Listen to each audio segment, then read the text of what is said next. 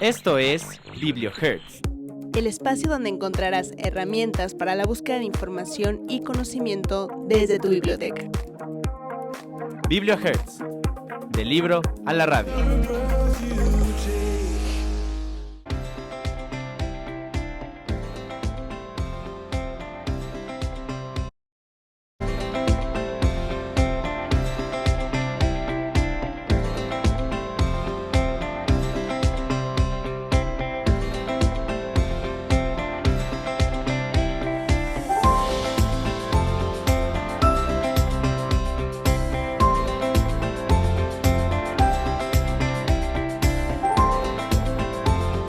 Hola, muy buenas tardes. ¿Cómo se encuentran el día de hoy?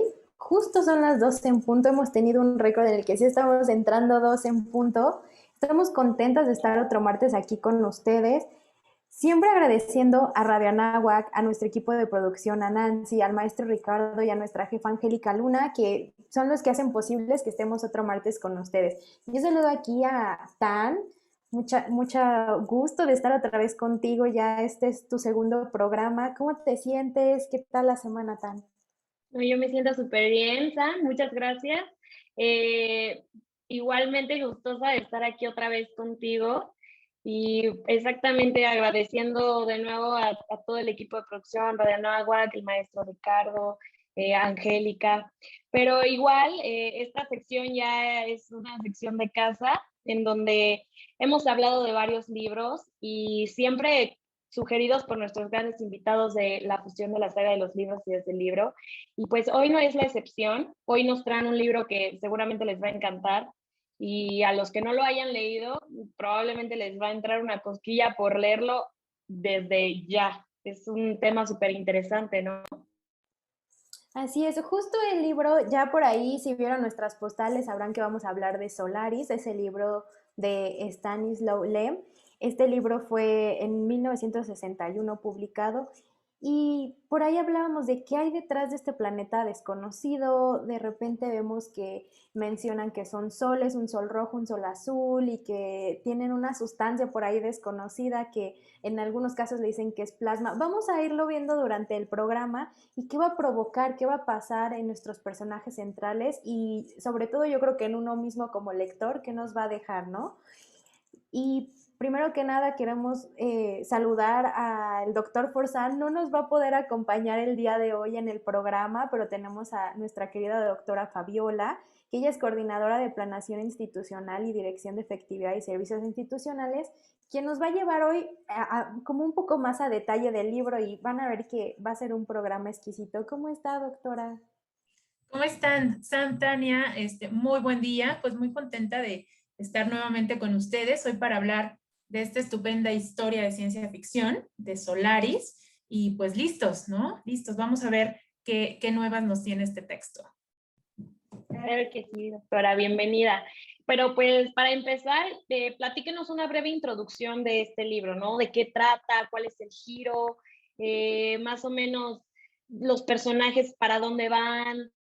Platíquenos, por favor. Claro que sí. Bueno, es una novela de ciencia ficción con tintes filosóficos y psicológicos.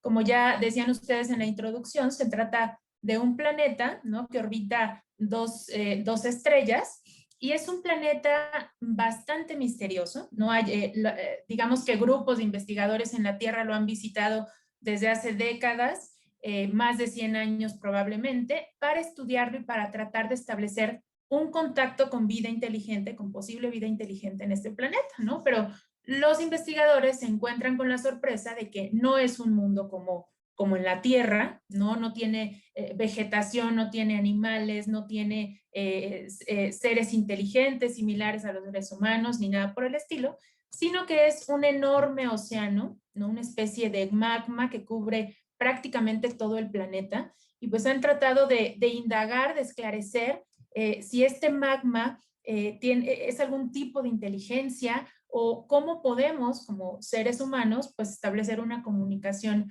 con el mismo. Entonces, bueno, pues la historia gira en torno a los últimos investigadores que se encuentran en la base que está en Solaris. Son 4 investigadores y pues vamos a ver, conforme vayamos leyendo el texto, cómo tratan de desvelar el misterio de unos visitantes misteriosos que les manda el océano, ¿no? Doctora, yo un poquito antes de irnos a leer ya propiamente los capítulos que seleccionamos, que nos van adentrando, si no bien nunca queremos dejarles como un spoiler, sí que les dé esta cosquilla, como decía Tania, de, ay, tocan este tema, esto me suena, esto me hace muy ad hoc a lo que yo he vivido. Hay unos componentes por ahí que lo vamos a ver filosóficos de los personajes. ¿Cómo vemos que el autor plasma un poco esta parte de la filosofía en los personajes? ¿Nos puede, así brevemente para terminar el contexto? Me parece que en principio es el ser humano, su postura como explorador, como investigador, y este anhelo de encontrar otros mundos, pero a la vez nos deja pensando el escritor si estamos haciendo bien o qué nos falta como seres humanos desde nuestra propia postura ante la vida, cómo estamos con nuestro propio planeta, con los seres que nos rodean, qué tan desarrollados como personas estamos nosotros mismos, que queremos ir a otro planeta y no tanto conocerlo con este fin puro de conocimiento, sino quizá para explotarlo, ¿no? Para conquistarlo. Entonces yo creo que nos habla desde el tema, desde el punto de vista filosófico, de la postura del ser humano ante el mundo, ante la tierra, ante sí mismo y su relación. Y si estamos preparados para entablar algún tipo de comunicación con otras inteligencias, ¿no? Que es lo que están tratando de hacer en Solaris, pero también en otros planetas, se deja ver en la historia, ¿no? Si hemos sido capaces de viajar al planeta Solaris, pues seguramente hemos ido a otros planetas para el tiempo en el que se redacta esta novela. Entonces yo creo que es una reflexión de cuál es nuestra postura ante la vida, ante este planeta en el que nos ha tocado vivir, y qué es lo que buscamos realmente y de manera genuina en la búsqueda o en la conquista del espacio, ¿no? Uh-huh. Claro, sobre todo esta incertidumbre de saber qué hay en el cosmos y tomarlo de una manera filosófica. Yo creo que precisamente el autor Stanislaw Lem está tocando mucho ese ángulo y perspectiva, pero pues, ¿por qué no empezar de una vez, doctora? ¿Qué le parece? Vamos a leer el primer fragmento, que es del capítulo donde Kelvin, que es un psicólogo, es el último investigador, digamos, que llega a la base, pues es recibido por otro de los investigadores y empieza a notar unas cosas extrañas porque no saben si Kelvin es un humano real o es una especie de visitante o de copia, ¿no? Entonces, bueno, es en este contexto el fragmento que voy a leer. Vamos para allá. Se diría que te niegas a entender, gruñó Snout, observándome. He estado hablando de Solaris, solo de Solaris y de ninguna otra cosa. Si la realidad te hace daño, no tengo la culpa. Por otra parte, después de lo que has pasado, puedes escucharme hasta el fin. Nos internamos en el cosmos preparados para todo, es decir, para la soledad, la lucha, la fatiga y la muerte. Evitamos decirlo por pudor, pero en algunos momentos pensamos muy bien de nosotros mismos. Y sin embargo, bien mirado, nuestro fervor es puro camelo. No queremos conquistar el cosmos, solo queremos extender la Tierra hasta los lindes del cosmos. Para nosotros, tal planeta es árido como el Sahara, tal otro glacial como el Polo Norte, un tercero lujurioso como el Amazonia. Somos humanitarios y caballerescos. No queremos someter a otras razas, queremos simplemente transmitirles nuestros valores y apoderarnos en cambio de un patrimonio ajeno. Nos consideramos los caballeros del santo contacto. Es otra mentira. No tenemos necesidad de otros mundos. Lo que necesitamos son espejos. No sabemos qué hacer con otros mundos. Un solo mundo, nuestro mundo, nos basta, pero no nos gusta como es. Buscamos una imagen ideal de nuestro propio mundo. Partimos en busca de un planeta, de una civilización superior a la nuestra, pero desarrollada de acuerdo con un prototipo, nuestro pasado primitivo. Por otra parte, hay en nosotros algo que rechazamos. Nos defendemos contra eso y sin embargo subsiste, pues no dejamos la Tierra en un estado de prístina inocencia. no es solo una estatua del hombre héroe la que parte en vuelo. Nos posamos aquí, tal como somos en realidad, y cuando la página se vuelve y nos revela otra realidad, esa parte que preferimos pasar en silencio, ya no estamos de acuerdo. Yo había escuchado pacientemente. ¿Pero de qué hablas? De lo que todos queríamos, el contacto con otra civilización. Se ha establecido el contacto. El microscopio ya puede mostrarnos nuestra horrible frialdad, nuestra locura, nuestra vergüenza. La voz le temblaba de rabia. Entonces, ¿tú crees que es el océano? ¿Que el océano provoca esto? ¿Pero por qué? Todavía me pregunto cómo. Pregunto por qué. ¿Crees seriamente que trata de jugar con nosotros o castigarnos? ¿De monomanía primaria? El planeta gobernado por un enorme demonio que satisface las exigencias de un humor satánico enviado súcubos a los miembros de una expedición científica. Snout, no es posible que creas en semejantes disparates. Snout murmuró entre dientes. Ese demonio no es tan estúpido. Lo miré perplejo. ¿Acaso los acontecimientos, admitiendo que los hubiésemos vivido con una mente sana, habían terminado por desequilibrarlo? ¿Psicosis de reacción? Snout reía en silencio. ¿Estás formulando un diagnóstico? No te apresures demasiado. Has soportado una sola prueba y en condiciones bastante benignas. Ah, el diablo tuvo piedad de mí. La conversación empezaba a cansarme. ¿Qué es lo que quieres exactamente? ¿Que te revele qué proyectos maquina para nosotros esta masa enorme de plasma metafórmico? Quizá ninguno. ¿Cómo ninguno? Snout sonrió. Tú debieras saber que la ciencia solo se ocupa de los fenómenos, no de las causas. Los fenómenos empezaron a manifestarse 8 o 9 días después de esa experiencia con los rayos X. Tal vez el océano haya reaccionado a la irradiación con alguna otra irradiación. Tal vez haya sondeado nuestros cerebros, encontrado ciertos quistes psíquicos. Mi interés despertó. ¿Quistes? Sí, procesos psíquicos aislados, encerrados, ahogados, enquistados, focos latentes bajo las cenizas de la memoria. Los descifró y se sirvió de ellos, como uno se sirve de una fórmula o de un plan de construcción. Tú sabes cuánto se parecen las estructuras cristalinas asimétricas del cromosoma y las estructuras cristalinas asimétricas de la molécula del ácido desoxirribonucleico, que entra en la composición de los cerebrósidos y en el sustrato de los procesos de la memoria. Esta materia genética es un plasma que recuerda. El océano ha leído en nosotros, ha registrado los más mínimos detalles y luego, ya sabes cómo sigue. ¿Pero por qué razón? Bah, en todo caso, no para destruirnos. Hubiera podido aniquilarnos fácilmente. Al parecer, teniendo en cuenta sus recursos tecnológicos, hubiera podido hacer cualquier cosa.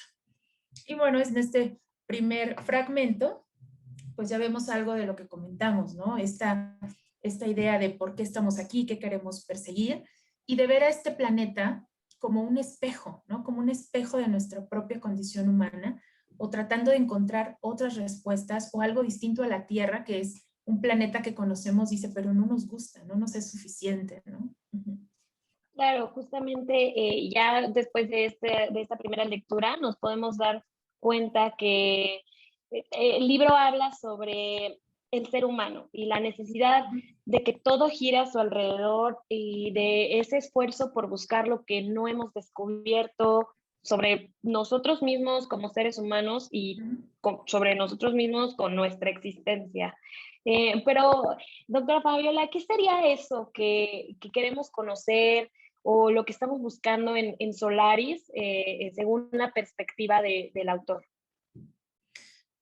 Pues es el misterio que nos lleva a lo largo de todo el libro incluso, ¿no? Que no se logran explicar por qué el océano por fin ha reaccionado después de tantas décadas, pero a determinada radiación, comenzaron a llegar estos visitantes. Y dice, es como si nos leyera la mente, como si buscara en los resquicios de nuestra psique algo que ha sido tremendamente significativo para nosotros, y los visitantes se manifiestan como parte de eso significativo. Entonces me da la impresión que es una búsqueda de uno mismo, aunque no se dice o no se alcanza a conocer por qué el planeta lo hace. Dice, no sabemos si es un castigo o si es un regalo, ¿no? Más adelante en otra conversación, cuando llega Harry, la novia de Kelvin, que está completamente desconcertado, y lo primero en lo que piensa es deshacerse de aquello que no logra encuadrar en su estructura, en su realidad, en su mente. Entonces, a mí me parece que es una invitación a enfrentarnos con nosotros mismos, ¿no? A ser en principio un espejo de la humanidad, de la condición humana en la que nos reflejamos, y después con otra mentalidad abrirnos al conocimiento de otras civilizaciones, ¿no? ¿Cómo esperamos conocerlos, acercarnos y contactarlos si no terminamos de conocernos y comprendernos o de gustarnos en nuestra propia condición humana?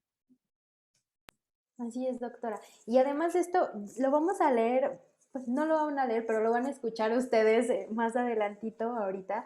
Pero esta parte de que nosotros, al adentrarnos en Solaris, vemos que de repente no saben si es miedo, si son anhelos, esta parte íntima de los personajes nos hace creer cuando vamos viendo que, lo menciona, ¿no? Este planeta es capaz como de materializar lo que pensamos, ¿no? O lo que deseamos, algo que ni nosotros mismos sabemos que necesitábamos o buscábamos. De esta trama del libro vamos a platicar, pero doctora, ¿usted cree que solo sean miedos, solo anhelos? ¿Por qué a ciertas personas no lo ven como un miedo o como algo de terror? En este caso como Chris, ¿no? Él no se sentía realmente como con miedo, ¿no? Él decía, ay, ¿por qué pasa esto? Pero tenía esa curiosidad. ¿En qué radica que para algunos sea algo el miedo y para alguien sea algo que quiere seguir descubriendo, conociendo? Yo creo que es el significado de ese visitante para la propia existencia, ¿no? Recordemos que cuando llega Kelvin, Snow está completamente nervioso, no sabe si Kelvin es un visitante, y a su vez está tratando de ocultar el propio visitante, porque si es real lo van a asustar, ¿no? Kelvin no estaba enterado de estas visitas, y él lo que quería deshacerse de su personaje porque ya se había convertido en algo engorroso que no lo dejaba trabajar. Algo similar ocurre con Sartorius, que estaba encerrado en su laboratorio sin salir, tratando de librarse también de su propio visitante, pero de encontrar una solución para aniquilarlo, para eliminarlo. Recordemos que estos visitantes aparecen, se deshacen de ellos y vuelven a aparecer, ¿no? Los vuelven a visitar. Es como si no lograran desprenderse de aquello significativo que el océano les está presentando. Y lo vemos más nítido en el caso de Kelvin, porque quien llega a visitarlo es su pareja, ¿no? Que muere por suicidio, y él se sentía culpable de ese suicidio. Entonces, es esa parte significativa en Kelvin que en principio lo desconcertó, lo atemorizó y en algún momento lo horrorizó cuando se enteró de que efectivamente, pues, era obvio que no era la Harry real, pero era un visitante que además se pegaba a él, ¿no? Se pegan todo el tiempo a ellos, no se quieren separar y solo recuerdan la parte de su existencia junto a la persona a la que van a visitar. Entonces creo que depende, esto que nos provoca, depende de qué tan significativo o en qué plano fue la relación que tuvieron con cada uno de los personajes en la Tierra, ¿no? Y claro, igual yo me imagino, bueno, ya como complemento a todo este análisis, que podemos comparar esta idea de tipo de réplicas o estos seres, máquinas que nos muestran en este libro, ¿no? Con otros de otras películas y libros que hemos ya analizado antes aquí en el programa. Por ejemplo, Blade Runner, ¿no? Que se basó en el libro de Sueñan los androides con abejas eléctricas. ¿Usted qué opina de eso, doctora? ¿Se podrá hacer esa comparación de personajes? Yo creo que de fondo la idea, la primera que me viene a la mente es cuestionarnos si esas réplicas, en el caso de Blade Runner y en este caso los visitantes, se comportan como seres humanos, sí son seres humanos. Es decir, ese es nuestro primer espejo, porque en el mismo caso de Kelvin, aunque sabía que no era Harry, que no era el original, en su primer intento la manda en un cohete a orbitar, ¿no? El planeta se deshace de ella, regresa y él la va conociendo, y hay un texto, quizá lo vamos a leer en un momento, donde reconoce que cada vez se parece más a la Harry humana, ¿no? Cada vez parece más un humano. Esta misma disyuntiva teníamos en Blade Runner, ¿no? Las réplicas eran como un humano, no podías distinguirlo del resto y tenías que aplicarle este test especial de empatía para poderlos encontrar, ¿no? Entonces yo creo que en el fondo es esa misma idea, ¿no? Cuando nos enfrentamos a algo que humanizamos, ¿cuál es nuestra reacción? ¿Cuál es nuestra actitud ante ellos? ¿Cómo los consideramos? ¿Aplican o no las mismas criterios, las mismas leyes que aplican para nosotros? ¿Tenemos derecho a conquistarlos, a explotarlos o no, por el simple hecho de que no son seres humanos tal cual nosotros? Y si lo proyectamos más, pues no lo llevamos a otras posibles civilizaciones de otros planetas. No tendría el derecho una civilización de explotar a otra o de conquistarla por el simple hecho de que es diferente, ¿no? Y bueno, creo que podemos encontrar muchos paralelismos al respecto, pero de fondo, pues esa es la idea que me viene a la mente, ¿no? Sí, doctor. Pues, ¿qué les parece si nos vamos a otro fragmentito para que podamos ir ya un poco hilando esto de lo que hemos platicado, dando un poco más sentido a lo que hemos venido platicando, de quiénes son estos visitantes, qué está pasando en Solaris? Muy bien, voy a leer ahora un fragmento del capítulo en el que Harry comienza a sospechar que no es un original, porque además se encuentra una grabación de Hibarian, que fue uno de los investigadores que se suicidó, ¿no? Que no pudo soportar todo esto que estaba pasando con los visitantes, y pues vamos a ver este diálogo entre Harry y Kelvin, ¿no? Ahí estaba todo explicado, dice Harry, aunque yo sigo sin entender. Solo no sabía que no puedo, que no hay final. Él lo mencionó. O quizás sí, pero tú te despertaste y yo apagué el aparato. Había oído bastante para saber que no soy un ser humano, sino un instrumento. ¿De qué hablas?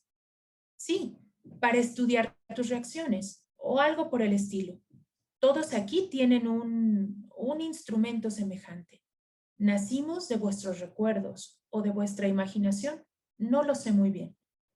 Hibarian habla de cosas terribles, inverosímiles. Si no concordara con todo lo demás, me hubiera negado a creerlo.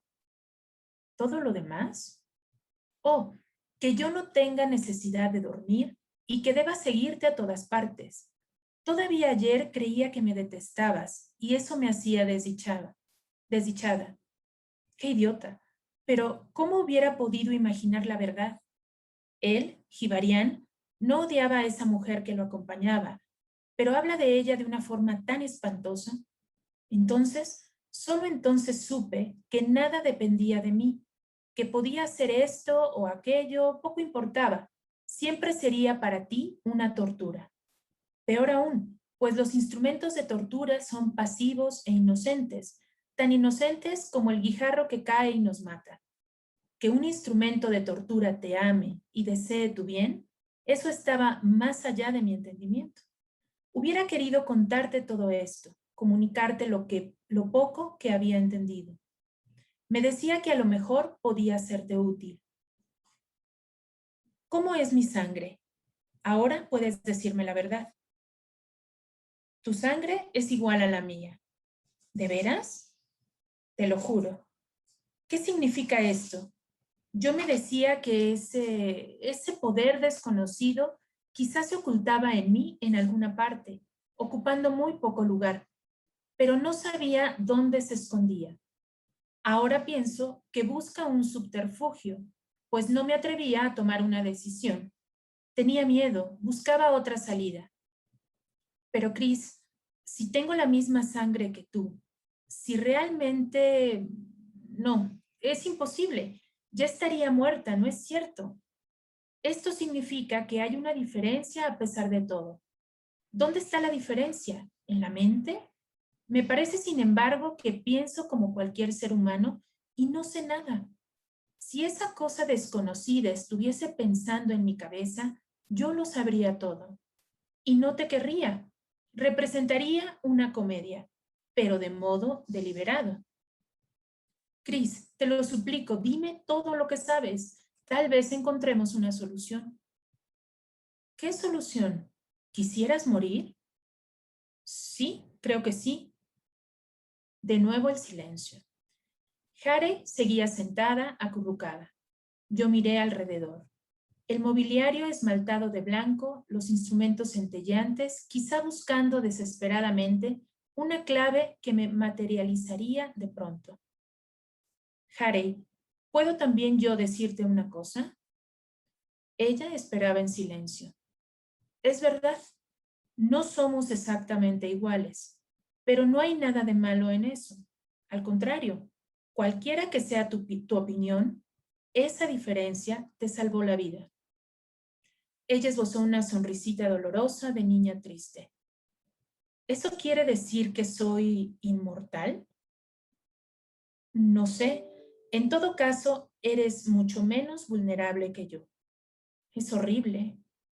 ¿Acaso menos horrible de lo que piensas? Pero tú no me envidias, ¿no?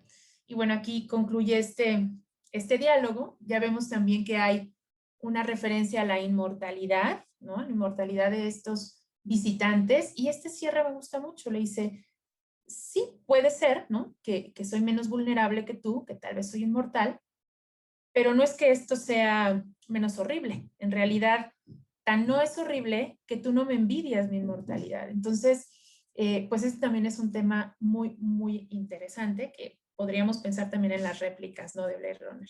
Entonces, a mí me gustaría preguntarles, ¿qué piensan de esta idea de la inmortalidad? Esta comparación entre los visitantes y los originales. ¿Tendríamos que envidiar la inmortalidad de los visitantes? ¿Qué opinan?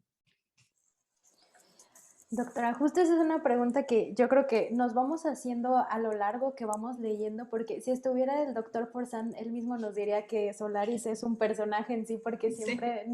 Nos aterriza esa parte.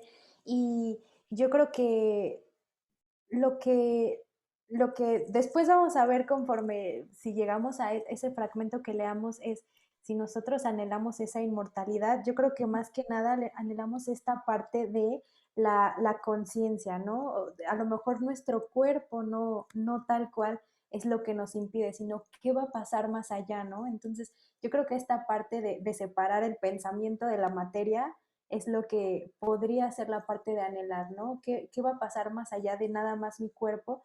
Sino estoy frente a algo que desconozco y qué pasa si mi mente, si estoy viendo esto, ¿qué más puedo hacer con mi mente? Entonces, para mí yo creo que no es como anhelar la parte de la inmortalidad, sino como esa trascendencia, un poco buscar hacia el aspecto de la trascendencia. No sé, Tania, ¿qué opines? Sí, precisamente, Sam, como comentas, tal vez no envidiar la parte de la inmortalidad, sino ir un poco más allá y fijarnos más en esta nostalgia con la que vive Chris, entre su extraña a su esposa, pero él sabe que no es ella.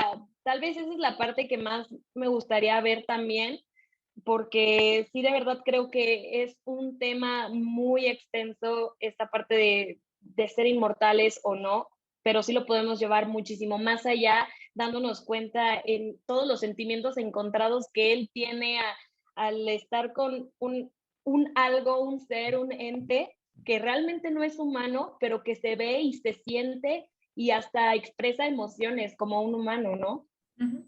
Sí, como ya lo han comentado, creo que siempre la postura del hombre en su propia condición humana es este anhelo de trascendencia, ¿no?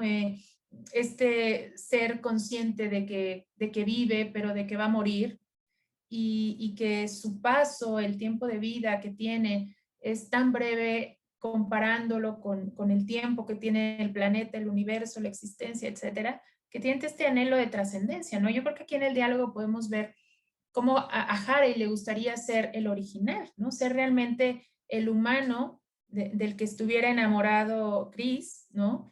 Y no sentir este desasosiego, y es al tener enfrente esta revelación que le dice que no eres un humano, que eres algo que llegó enviado por lo que entienden por el océano, y que además eres inmortal, ¿no?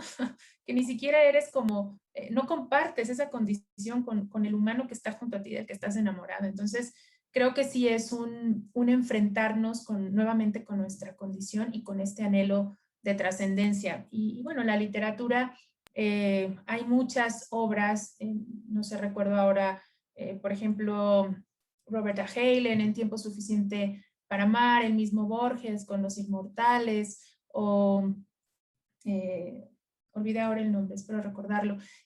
Hay muchas obras en la literatura que nos hablan precisamente de la inmortalidad y qué harías frente a ella, ¿no? Llegaría un momento en el que ya no deseas más ser inmortal, ya lo viste todo, ya lo experimentaste todo, ya te ocurrió todo lo que te podía ocurrir en no sé cuántas vidas. ¿En qué momento decides no más, ¿no? O qué hace que te quedes y que sigas viviendo, que es un poquito los argumentos que nos plantean estas obras literarias. Ojalá en algún momento podamos platicar alguna de ellas. Sí, ahora que platicas esto, Fabiola, me viene a la mente en algún momento la de Nosferatu, ¿no? Cuando él mismo dice, pues es que ya, ¿qué es peor? Vivir tantos años en vida que morir, ¿no? Entonces también como tantas experiencias, lo mismo que mencionabas, ya pierde como ese interés, ¿no? Ahora que busco de tantos años que he vivido la inmortalidad, te quedas como ese vacío, ¿no? Entonces, Exacto. es algo que yo creo que muchos libros, películas y adaptaciones han tocado y este libro en un principio lo vemos en este carácter más ciencia ficción, el planeta, pero conforme vamos avanzando este relato es un poco más humano, un íntimo, ¿no? En esta conexión que vemos entre Kelvin y los personajes y su esposa. Así es, así es. Y bueno, ya recordé el libro, que es el propio poema de Gilgamesh, ¿no? Que es una búsqueda de Gilgamesh por esta planta que le dé la inmortalidad. Y bueno, al final tiene que aceptar que es mortal y pues que tiene que vivir ese tiempo que tiene prestado de la mejor manera, ¿no? Sí. Y una parte, queremos hacer una pequeña mención porque igual, aunque no esté el doctor Forzán, decidimos también explorar por ahí, vimos las adaptaciones que hizo Tarkovsky del libro, luego vimos la de Soderbergh con George Clooney, y que realmente vemos que cada una sí, al final hay su adaptación y cada una tiene un final diferente, son diferentes al libro, pero en esta parte, hablando de la de George Clooney, que es un poco más reciente, vemos que a la actriz que ponen, que es la que representa a Harey en este caso, que tiene otro nombre en la película, la representan como un ser que sí a simple vista se ve frío, pero como con una belleza que te empieza a hacer dudar de si está viva, no está viva, la manera en que reacciona.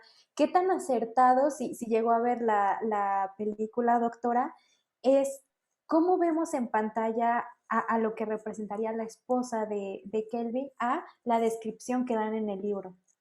No vi la película, Sam, pero por esto que comentas, yo creo que es una buena forma de ejemplificar a una visitante, a una réplica, que de entrada cree que es un humano y después descubre que no lo es, ¿no? Esta especie de frialdad, de distancia, de lejanía en lo que respecta a esta condición humana que está tratando de conocer y como ponerse en ella, como si fuera una segunda piel que no logra, ¿no? Porque se percata que en realidad es una especie de carga para Kelvin y vemos que eso después la lleva a tratar de suicidarse nuevamente, porque no logra encajar en ese prototipo o en ese ideal que Kelvin esperaría de la persona que amaba, que era un ser humano, ¿no? Y no una visitante.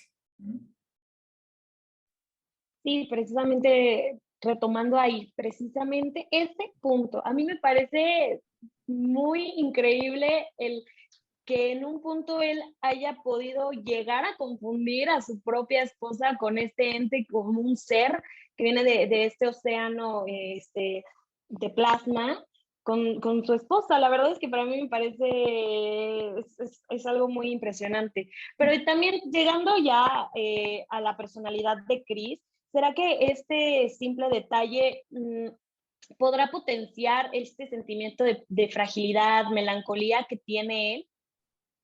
De hecho, pasa algo muy curioso. Hay una parte en la que ella le dice, pues que quiere morir, ¿no? Quiere morir. Él trata de disuadirla y la situación que se da entre ellos es que al parecer él comienza a enamorarse, ¿no? De este visitante, pero realmente separándolo de su esposa original, ¿no? Y le dice, te amo porque eres otra, es decir, porque no eres ella, no eres la Harry original, sino quizá no podría amarte, porque había una historia trágica entre ellos. Entonces, él notaba que el que ella se haya suicidado, el que él se sentía culpable, sería un impedimento si la Harry que tenía enfrente fuera realmente la original. Entonces, ama en realidad, parece que se enamora en realidad de la visitante y de la manera en la que ella comenzaba a comportarse por cuenta propia, ¿no? Porque ella traía un cúmulo de recuerdos de la original. Pero conforme va interactuando con Kelvin, pues va formando y va construyendo otra memoria y la va completando. Entonces, esta es la dualidad. O sea, él amaba a su esposa, muere, se la recuerda a Harry, es idéntica, es una réplica, pero Harry misma, la visitante, empieza a desarrollarse también por su propia cuenta y se enamora de ella, ¿no? Le dice, me pude enamorar de ti porque no eres ella, porque no eres la original. Es como un desdoblamiento muy, muy interesante. Y el océano, como juego, como broma, como castigo, como sea, les regresa a estos seres humanos un punto significativo, ya sea de su dolor, en el caso de Kelvin, de su dolor más profundo, pues no se sabe si con el fin de redimirlo o por qué lo hace el océano. Ese sigue siendo el mismo dilema, ¿no? Exacto. Sobre todo por, como comenta doctora, la dualidad de personalidades que tienen entre el original y la réplica, que sí, sí, la verdad es que lo vimos tanto en el libro como en la película, es irreconocible, parecen la misma persona, el mismo ser humano cuando uno no lo es. Pero ¿qué le parece si vamos al siguiente fragmento? Claro que sí, y nada más mencionar antes de leer este punto para que no se nos vaya en el mismo hilo de ideas, ¿qué podemos pensar de este sacrificio de Harry? ¿No? O sea, podemos atribuir el amor como algo exclusivamente humano o no, porque ella era un visitante, era una réplica, pero ella se sacrifica por Kelvin. Entonces, ¿cómo podríamos analizarlo a la luz de qué nos hace exclusivamente humanos y nos distingue de otras especies o de otros seres, ¿no? Entonces, bueno, creo que también hay un punto para la reflexión. Y bueno, voy a leer ahora el último fragmento que está relacionado con la naturaleza del océano, ¿no? ¿Era el océano una criatura viviente? Solo un empecinado o un enamorado de las paradojas se atrevería ahora a ponerlo en duda. Imposible negar las funciones psíquicas del océano. Poco importaba lo que el término significara exactamente. Era demasiado obvio, en todo caso, que el océano nos había visto.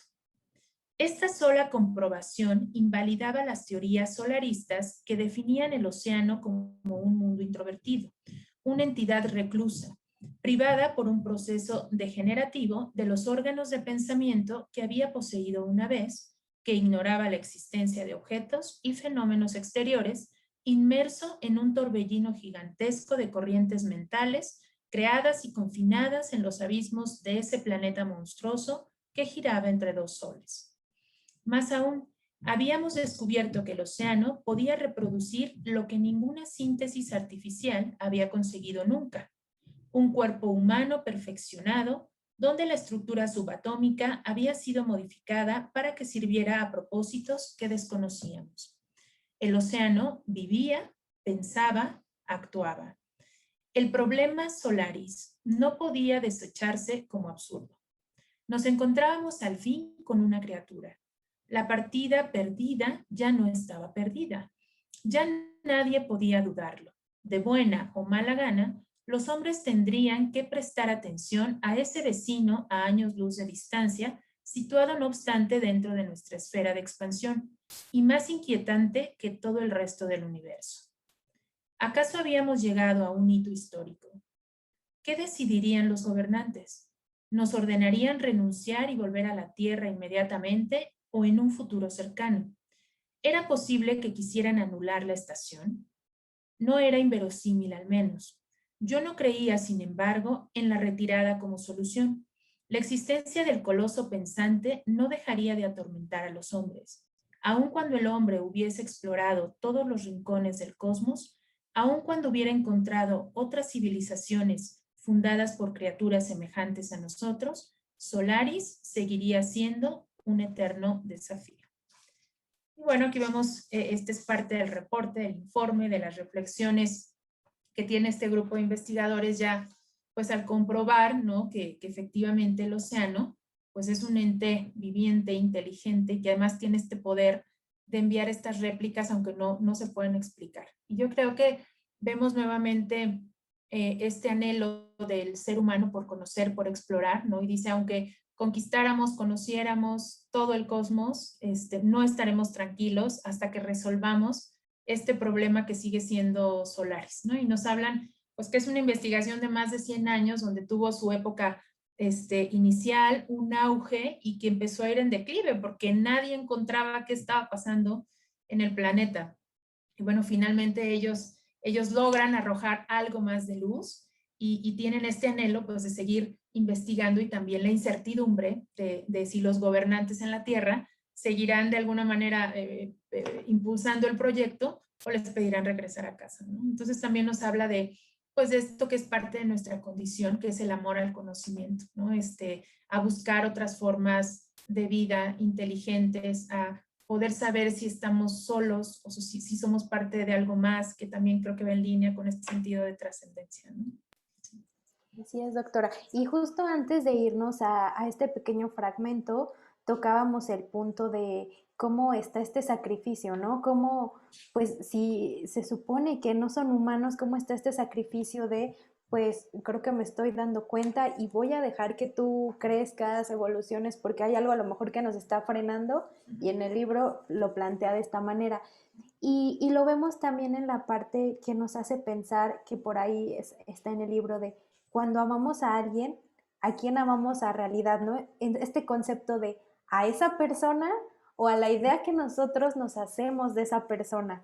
Yo creo que esto es algo que está también ahí presente en el libro. Doctora, ¿usted qué opina? Esto a veces es complicado porque nosotros tenemos la idea, ay, ¿por qué no hizo esto esta persona? Pero es nuestra concepción de cómo debería de reaccionar esa persona. ¿Qué podemos platicar de esto, doctora? Pues pienso que se dan las dos cosas. Yo creo que admiramos, nos enamoramos, o ponderamos determinadas cualidades o características de las personas que nos rodean por lo que vemos, por la impresión de eso que vemos y la idea que nosotros nos formamos, ¿no?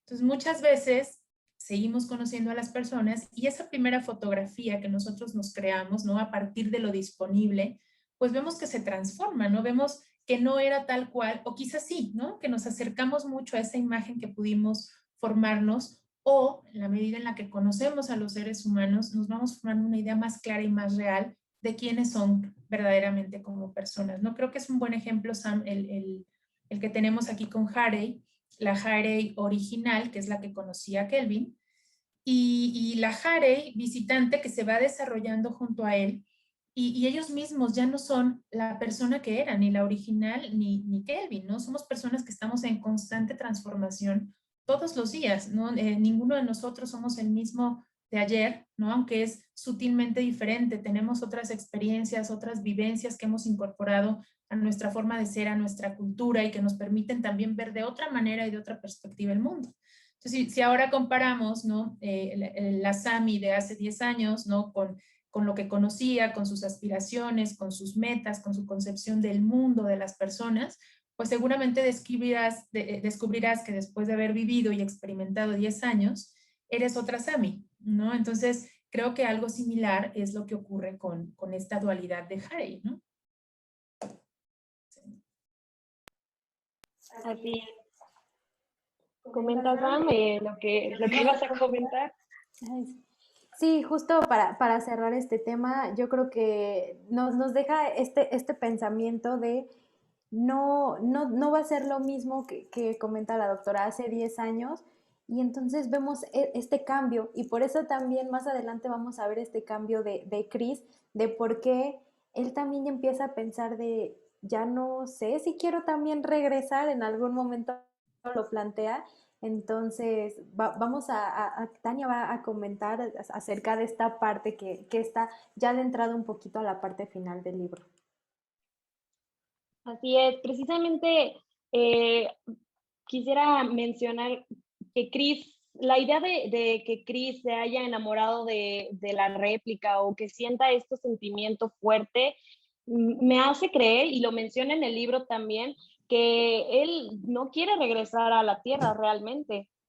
No sé si es por la idea de reencontrarse con el fantasma y el recuerdo de su esposa Harry, o será algo más allá de mantener este deseo de seguir con la réplica, ¿no? Porque al parecer, en lo que menciona el libro, pareciera que él empatiza más con Solaris, con este océano de plasma y con la réplica de Harry, que con la raza humana.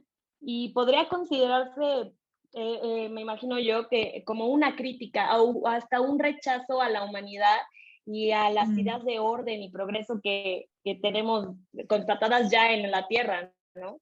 Sí, sí, yo estoy de acuerdo contigo.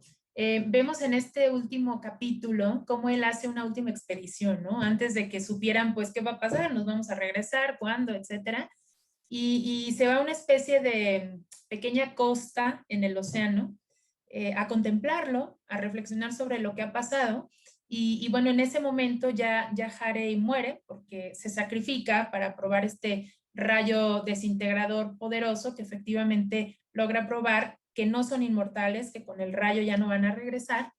Pero entonces él, digamos que, así lo veo yo, ya no tiene un sentido para quedarse en cuanto a afectos, porque Harry ya no está, pero efectivamente creo que se hubiera quedado por ella, porque fue una relación inconclusa, que no tuvo la oportunidad de concretar con la Harry original, y tenía esta nueva oportunidad en Solaris. Y también está esta crítica, ¿a qué regreso? ¿Qué hay allá?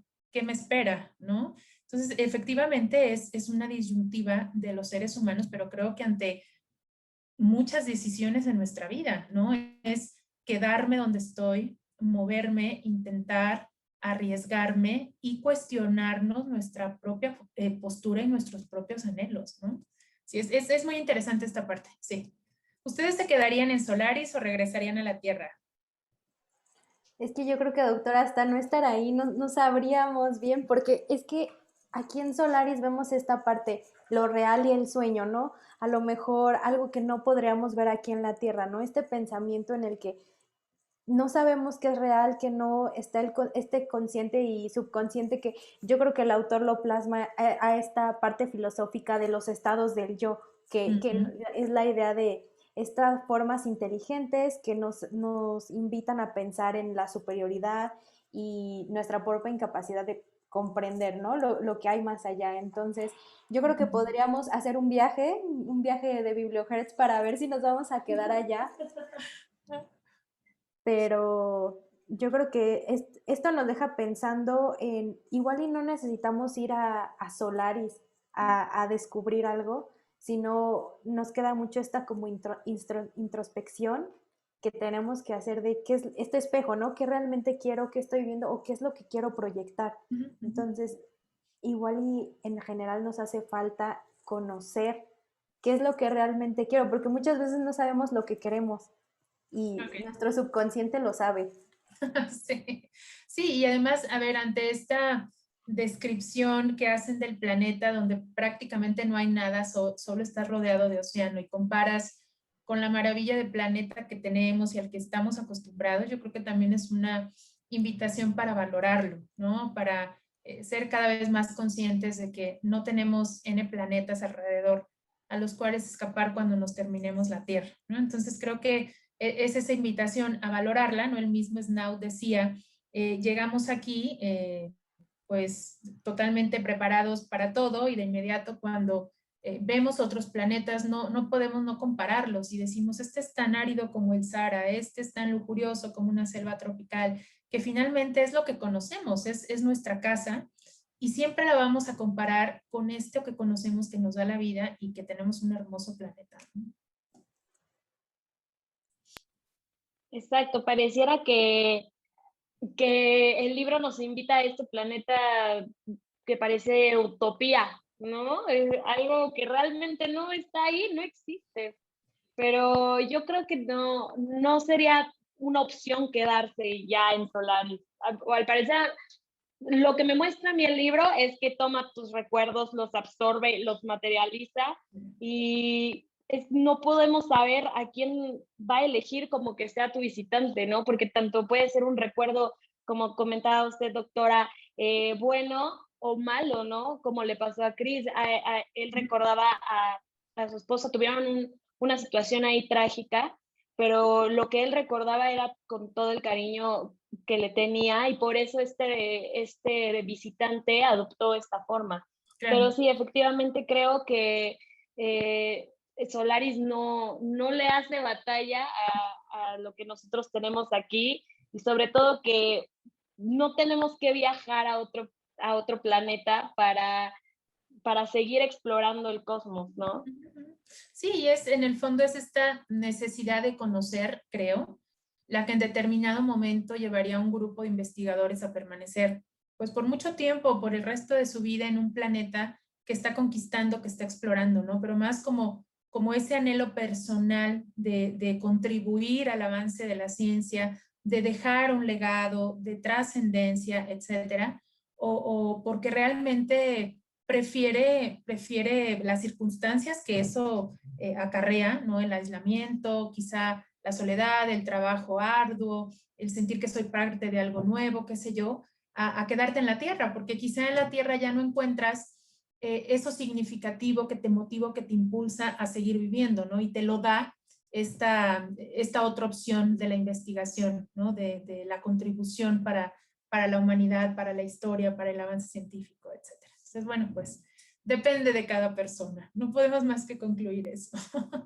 Doctor, usted, con lo que hemos comentado, ¿se quedaría, no se quedaría, iría a Solaris? Yo iría a Solaris encantada por un tiempo y regresaría a la Tierra, me parece. Sí, yo creo que cuando me diera cuenta de la diferencia y pudiera comparar, caería en la cuenta de que no tendría algo mejor que ofrecerme que estar en la Tierra, ¿no? Con otros seres humanos. Sí. Pues todavía nos quedan por ahí unos pequeños minutitos para cerrar un poco con el libro, pero justamente de acuerdo a esto que acaba de mencionar Tania y usted, doctora, la parte de tal vez no necesitamos irnos tan lejos porque por ahí también hay una frase o bueno, algo que menciona en este caso Stephen Hawking cuando dice, pues solo debemos mirarnos a nosotros mismos para ver cómo la vida inteligente puede convertirse en algo que no quisiéramos conocer, ¿no? Entonces está este planteamiento, ¿no? Que el mirarnos a nosotros mismos nos abre el mundo y no necesitamos ir tan lejos para descubrirlo. Sí, Así que... y la idea de cómo concebimos que pueda ser una civilización inteligente en otro planeta. O sea, tendrá el mismo tipo de sentimientos que nosotros, ¿no? ¿Qué compartiremos? ¿Qué será común? ¿Lograremos establecer este contacto, que es lo que finalmente en la historia están buscando, como en todas las historias de ciencia ficción donde visitamos otros planetas, ¿no? Hacer contacto y poder compararnos y poder conocer y poder saber si estamos hechos de lo mismo, por llamarlo de alguna manera, ¿no? ¿Cómo es? Pues no lo sabremos, lo podemos proyectar a partir de lo que somos nosotros mismos, porque eso es lo que conocemos, ¿no? Así es. Pues en estos últimos minutos que tenemos, a nombre del doctor, nosotros les recomendamos que también vean la película. Las dos adaptaciones, la verdad que son magníficas en la parte de Tarkovsky, que cuando usa la música, la parte que hay por ahí cuando está descubriendo el planeta, el preludio que hay de la música, si no mal recuerdo, empieza Bach. Entonces, los invitamos a ver las dos adaptaciones. Y doctora, usted invita a nuestro público, a nuestros radioescuchas, algo que les deje una frase o una explicación de por qué deben de leer el libro. ¿Qué les va a dejar este libro? Bueno, invitarlos es un libro además sui generis en cuanto a la ciencia ficción. Creo que, como ustedes se pudieron percatar, buena parte del texto parece un reporte técnico de investigación, ¿no? Entonces, un poquito va intercalando entre el reporte técnico del planeta y de lo que se ha descubierto a lo largo de todas estas décadas con la historia que están viviendo pues, los investigadores en esta base de Solaris. Invitarlos porque es una ventana, es un espejo de la condición humana, ¿no? De ponernos contra la pared a nosotros mismos, cuestionarnos quiénes somos, cuál es nuestro sentido y nuestra postura ante el planeta que habitamos, ante los seres que nos rodean, y qué tan genuina, qué tan auténtica es nuestra necesidad de establecer contacto con otros seres, con otras civilizaciones fuera de este planeta, cuando quizá no nos preocupamos por conocernos más a fondo a nosotros mismos, ¿no? Entonces, les va a gustar, es una novela, me parece, suficiente, ¿no? No es un número de páginas excesivo, ni que tenga una descripción excesiva. Creo que lo suficiente para darnos a entender la situación que están viviendo los personajes en este planeta y por qué les fascina tanto, ¿no? Recordarán que hay unas figuras, estas llamadas simetriadas, asimetriadas, los mimoides, ¿no? Que son como representaciones danzarinas, me imagino, del propio océano, donde va replicando pues escenas colosales que extrae de la mente de los investigadores, ¿no? Muchas, por supuesto, son cosas que existen en la Tierra y otras que parecieran no tener ningún sentido, que son simplemente figuras y que tampoco han logrado descifrar, pues, qué puede hacer, ¿no? Entonces, pues parece que hay aquí un océano que nos enfrenta a nosotros mismos, a nuestros temores, a nuestra condición humana y nos cuestiona sobre ella y sobre nuestra postura, ¿no? Así es, doctora. Sobre todo mencionar igual que es un título tan atemporal que hasta lo podríamos llamar de culto, ¿no? Sí. Sí. Y es la novela más conocida de este escritor polaco, ¿no? Traducida a más de 40 idiomas. Entonces creo que es un clásico que debemos darnos la oportunidad de leer, no deseablemente, y si no, bueno, pues tenemos estas tres puestas cinematográficas que también pueden ser un acercamiento muy interesante, aunque como dice Sami, le cambian a veces el final o alguna parte de la trama, pero bueno, nos da una idea general. De cualquier forma, no hay como ir a la fuente, recuerden. Precisamente, no hay como ir de donde salieron las primeras palabras, las primeras letras. Y pues nada, no nos queda más que darle las gracias, doctora, por acompañarnos el día de hoy en su programa BiblioHertz. Y para los que no hayan logrado escuchar todo el análisis que ya hicimos de este increíble libro, recuerden que lo pueden resintonizar en Facebook, estamos en Spotify, en YouTube. De igual manera, tenemos una cita todos los martes por este medio Facebook Live, también por el 16 de la AM y por radio.anahuac.mx. ¿Algo más que comentar? Doctora Fabiola, Samantha. Pues nada, agradecerles de igual manera, doctora, la verdad un gusto. Ya estamos deseosos de nuestra próxima sección, que ya nos acompañe el doctor Forzán y ver qué libro y qué película vamos a platicar. Y agradecidos de que la verdad compartamos este libro porque, como bien dice la doctora Fabiola, nos deja esta parte de reflexión y la verdad que este autor nos aterriza un tema como es la filosofía, esta parte del análisis. Lo siento que lo des bastante bien para que no nos resulte difícil comprenderlo. Entonces, tenemos una cita, como dice Tania, nos vemos el próximo martes y gracias, doctora, por estar con nosotras. Gracias a ustedes, un saludo a sus radioescuchas.